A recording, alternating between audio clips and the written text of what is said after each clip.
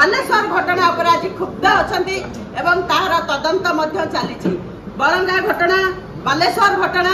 मालकानगिरी घटना एवं आमर जगतसिंहपुर घटना भाया यही सारा ओडिशा रे जो जघन्य घटना मान महिला मानक प्रति शिशु मानक प्रति युवती मानक प्रति झील मानक प्रति जो भाई भाव में घटी चली ए वर्षकर सरकार संपूर्ण भाव में विफल होती कौन पदक्षेप नौ नहीं अभियुक्त मानक सुरक्षा दौची घंटा घोड़े रखी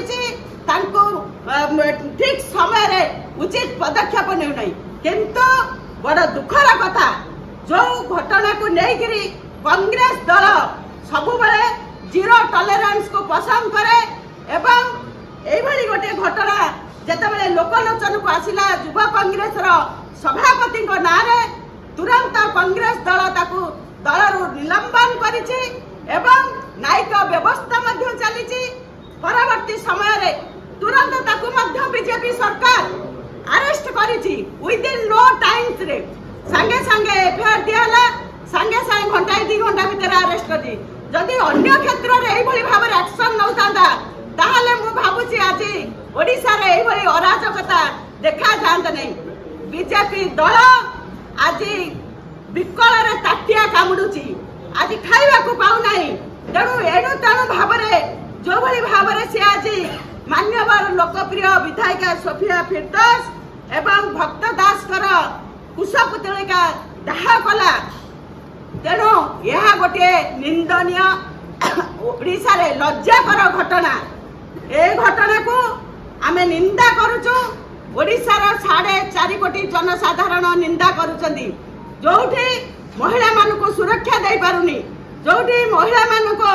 आज पोड़ी हेकिरी मरी जाउचंदी आज बालेश्वर घटना रे जो भली भाव रे झियो सौम्यश्री तार क्षोभ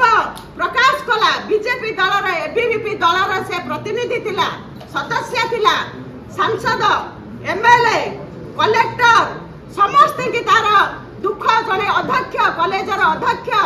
समस्त की तार दुख जनैला परे मध्य कर्ण गोचर कला नहीं कहीं कर्ण गोचर कले नहीं तेणु बाध्य होइकरी से तार निज जीवन को झांस देला पेट्रोल ढालिकी से निज को जलांजलि देला मृत्यु मुह को से निज को टाणी नेला तेणु यहाँ बड़ी कौन आज लज्जाकर घटना थाई पारे तेणु जो भली भाव में विधायिका एवं भक्त दास कुशपुतलिका दाह कराई आमे ताकू संपूर्ण भाव में निंदा करुचु ए घटना यही सब घृण्य राजनीति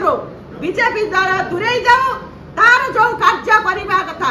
सरकार जो कार्य करने कथा से कार्य से दायित्व से निभांतु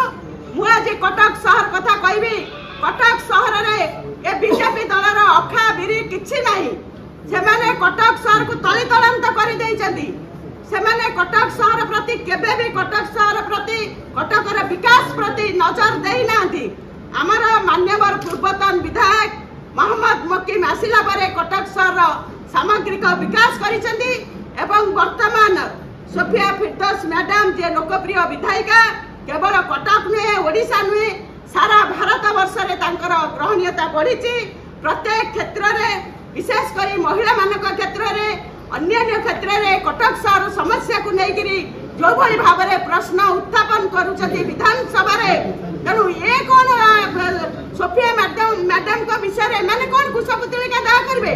आकर कौन क्वालिटी अछि बीजेपी जिला सभापति अभियोग आछथि कि सोफिया मैडम उचित घटना चुप काहे कि आ बालेश्वर छात्री घटना रे काहे कि राज्य सरकार दोषारोप करछथि डबल स्टैंडर्ड नीति अपनाउछथि आज्ञा सोफिया मैडम चुप आदौ नाहंती दल तरफ जहाँ कर्तव्य करने कथा से झील एफआईआर देला परे ताकू सम्मान जनईकरी से झील को आम सम्मान जनईकरी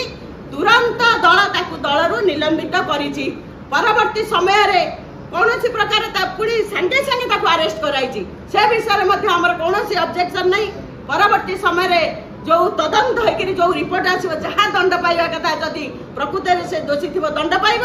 ना से खसब किंतु अन्य क्षेत्र तो एमती तुरंत अरेस्ट करा जाउ नहीं आपण मैंने निजे देखुंती ओडिशावासी देखुंती समस्ते जानीगले बीजेपी दल को छी छी कहते ये प्रायोजित घटना ताकर मुख्य मुद्दा को आड़ेबा सी आज उदित घटना को माने मार्च मासर चिंता करूँ मार्च मासर घटना ताकू कौन ना एठी पुष्प पुतलिका दाह करूछंती आ लज्जा नहीं ए कटक शहर जो भड़ाकिया गुंडा जो बीजेपी दलर अखा बिरी कटक शहर नहीं ताकू कहीं चिन्हती नहीं जानती नहीं कटक शहर जीति पारु नांती तेणु एते माने आसिक सोफिया मैडम आ भक्त दास पीसीसी सभापति पुष्प पुतलिका दाह करछंती कौन आमे दोष कलु